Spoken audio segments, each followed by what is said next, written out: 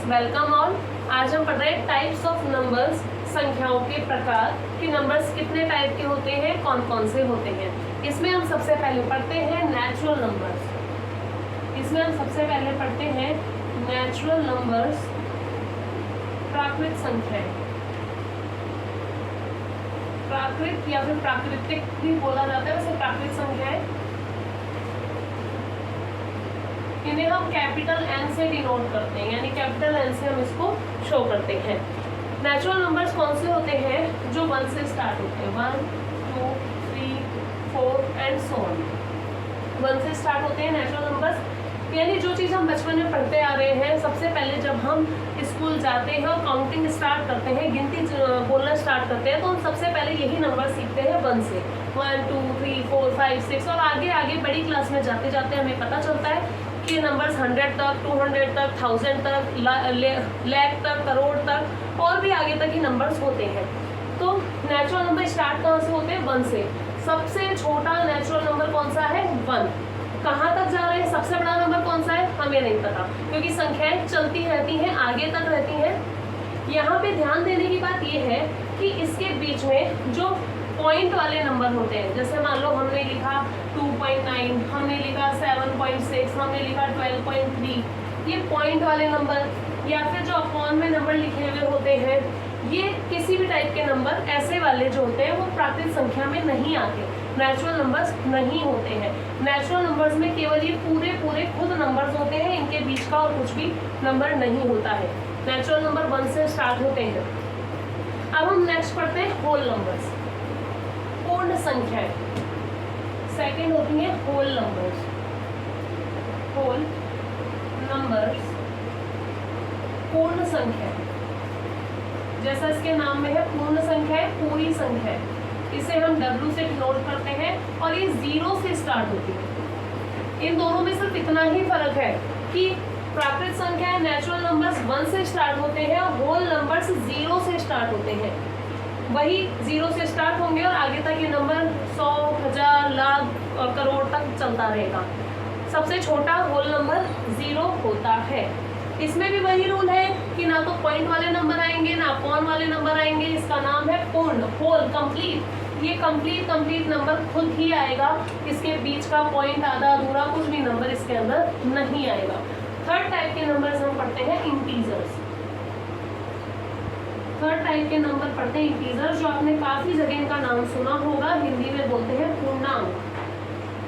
इसे हम I से शो करते हैं। इंटीजर्स पूर्णांक, इसे हम I से शो करते हैं। अब इसके अंदर क्या होता है देखिए, इंटीजर्स 0 है, इधर 1 2 3 4 सब है, ठीक है। अब 0 के पीछे भी कुछ संख्याएं होती हैं।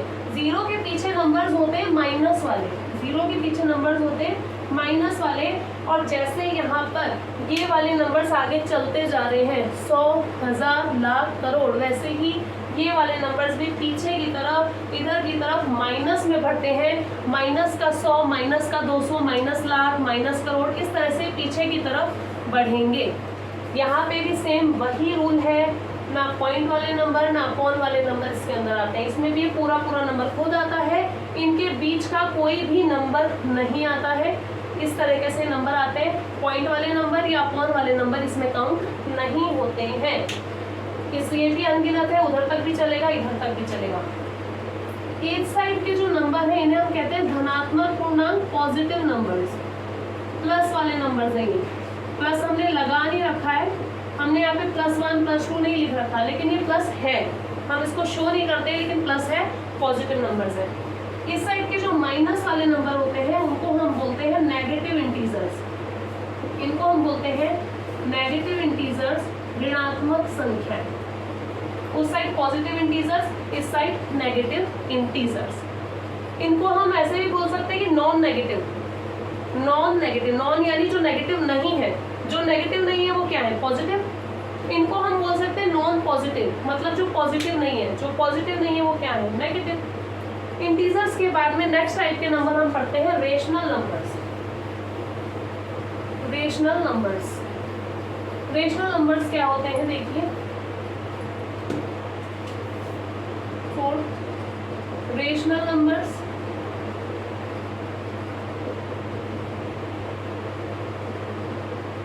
रेशनल नंबर्स, और ये होती है परिमेय संख्याएं, परिमेय संख्याएं।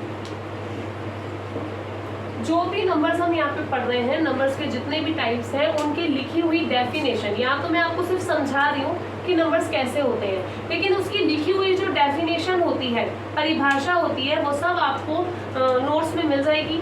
सबका पीडीएफ में नोट्स आपको मिलेंगे और डिस्क्रिप्शन में उसका लिंक आपको मिल जाएगा। तो हम पढ़ रहे हैं रेशनल नंबर्स, परिमेय संख्याएं क्या होती है।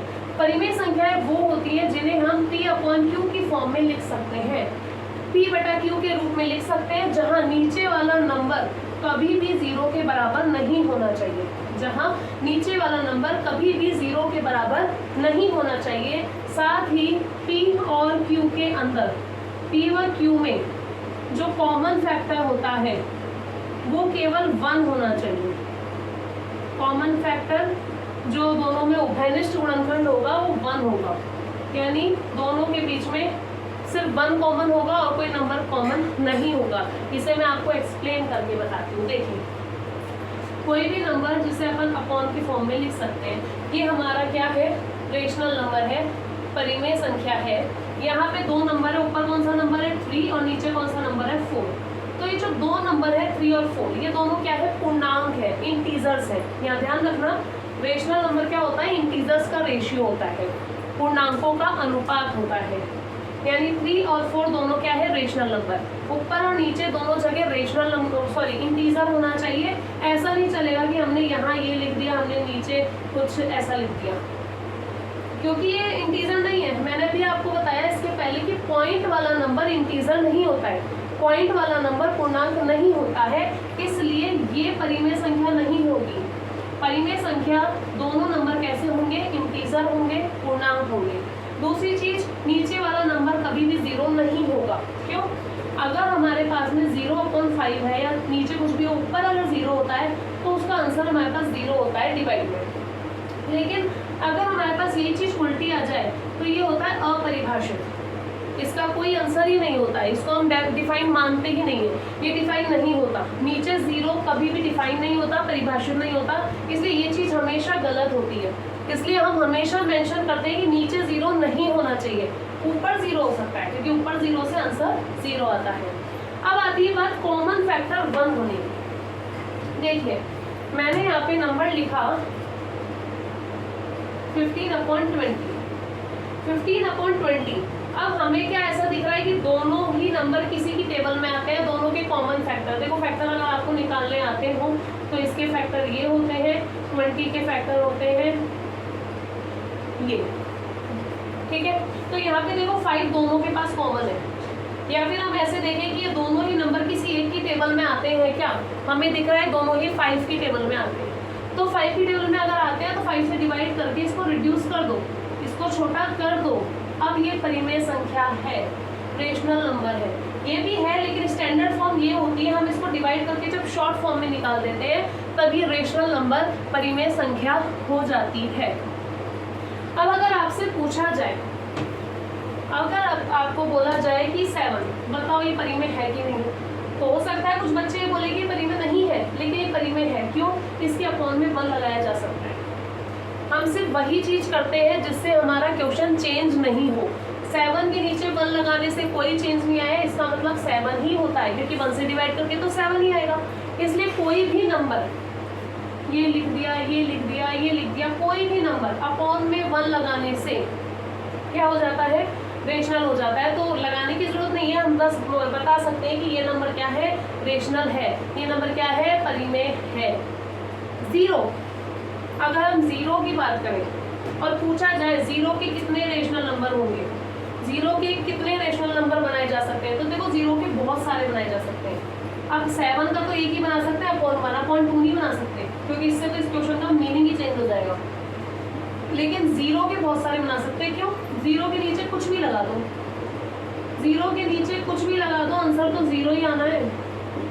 हमने कहा हम वो काम करते हैं जिससे क्वेश्चन चेंज नहीं हो, हमारा क्वेश्चन चेंज नहीं हुआ, क्योंकि नीचे कुछ भी लगा दो आंसर 0 ही आएगा, और हमारा क्वेश्चन 0 ही था। इसलिए 0 भी एक रेशनल नंबर है और इसके बहुत सारे रेशनल नंबर बनाए जा सकते हैं। अब हम पढ़ते हैं इर्रेशनल नंबर। सीधा सा है, जो रेशनल नहीं होते वो इर्रेशनल होते हैं। कुछ डेसिमल नंबर्स भी होते हैं जिसके बारे में हमें पता होना चाहिए, लेकिन उसको हम बाद में देखेंगे चैप्टर्स के साथ। अभी हम पढ़ रहे हैं यहाँ पे इर्रेशनल नंबर। इर्रेशनल नंबर अपरिमेय संख्या क्या होती है? जो रेशनल नहीं है, जिन्हें p बटा क्यू की फॉर्म में नहीं लिख सकते, जहाँ p और q इंटीजर के फॉर्म में नहीं है, उनको हम फ्रैक्शन की फॉर्म में नहीं लिख पा रहे। इसका एग्जांपल याद कर लीजिए आप लोग। पाई ई आप लोगों ने पढ़ा नहीं होगा, बड़ी क्लासेस में ई काम में आता है। पाई जिसकी वैल्यू 3.14 होती है। और उसके अलावा रूट वाले नंबर्स, ये रूट वाले नंबर जो है वो इर्रेशनल है। अच्छा, अब रूट के अंदर एक नंबर है 4, रूट के अंदर एक नंबर है 9, ये इर्रेशनल है कि रेशनल? देखिए, जिसका रूट सॉल्व हो सकता है उसे हम सॉल्व करेंगे। अब सॉल्व का मतलब क्या होता है, ये अंडर रूट क्या होता है मैं आपको बताती हूँ। जैसे हमने लिया 2 × 2 4, 3 × 3 9, मैंने लिया 8 × 8 64, ठीक है। तो मतलब हमने स्क्वायर किया उस नंबर को, उसी से मल्टीप्लाई करके कुछ निकाला। इसका रूट यानी ये कौन से नंबर का स्क्वायर है, कौन से नंबर को 2 बार मल्टीप्लाई जब किया गया तो ये आ गया। तो 4 का रूट आएगा 2, यहाँ पे 9 का रूट आएगा 3, कि 3 का स्क्वायर है 9, तो 9 का रूट 3, 64 का रूट 8, ठीक है। तो जिन नंबर का सॉल्व कर पा रहे, जैसे रूट 4 का आंसर 2 है, रूट 9 का आंसर 3 है, तो यहाँ पे तो हमें 2 मिल गया, 3 मिल गया, तो ये हम इर्रेशनल में नहीं बोलेंगे, इन्हें अपरिमेय नहीं बोलेंगे। ये अब रेशनल है, परिमेय नंबर है, परिमेय संख्या है। ये वो नंबर्स हैं जिसका रूट पूरा नहीं निकलता, पॉइंट में आंसर आता है। तो पॉइंट तो हम पहले ही कह चुके हैं कि वो रेशनल नहीं होता है, इर्रेशनल होता है। चलिए नेक्स्ट टाइप का नंबर देखते हैं, रियल नंबर्स। रियल नंबर्स किसे कहते हैं? रियल नंबर्स वास्तविक संख्याएं, वास्तविक संख्याएं।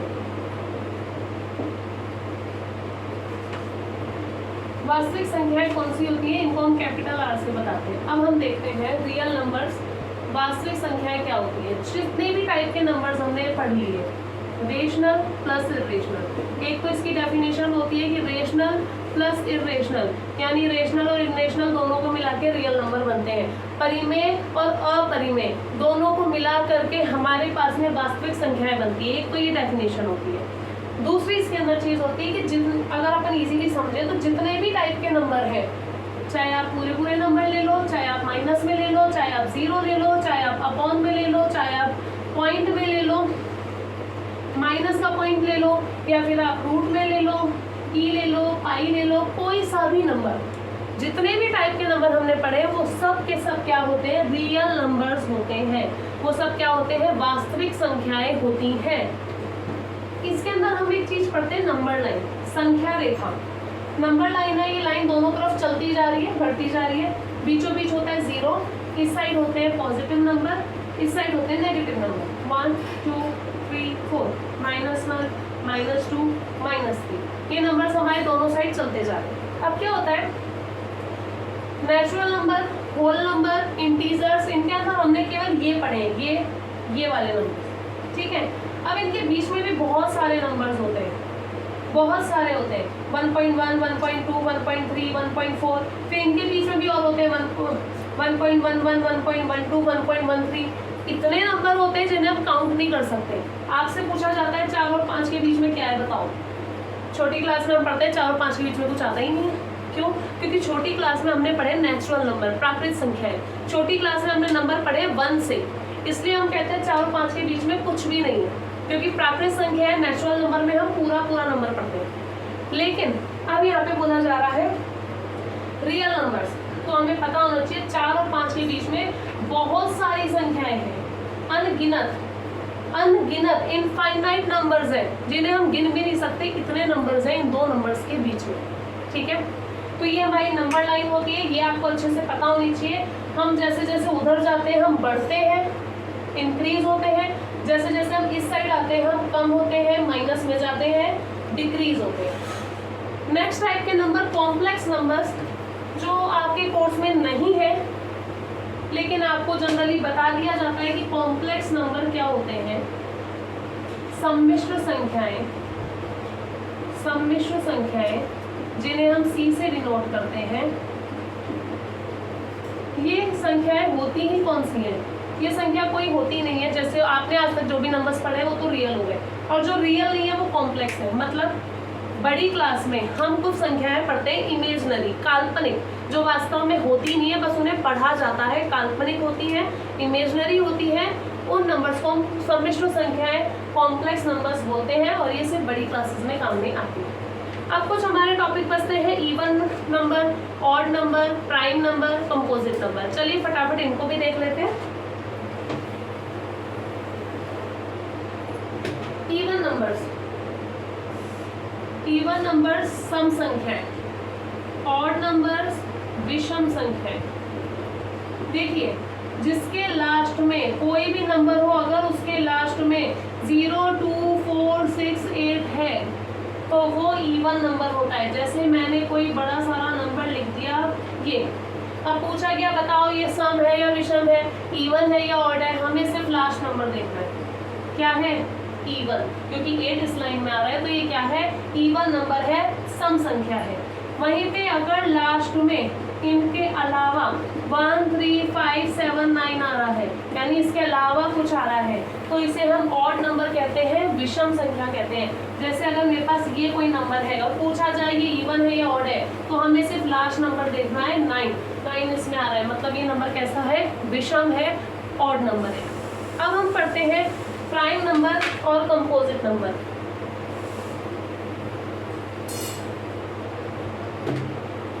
प्राइम नंबर्स अभाज्य संख्याएं, प्राइम नंबर्स अभाज्य संख्याएं,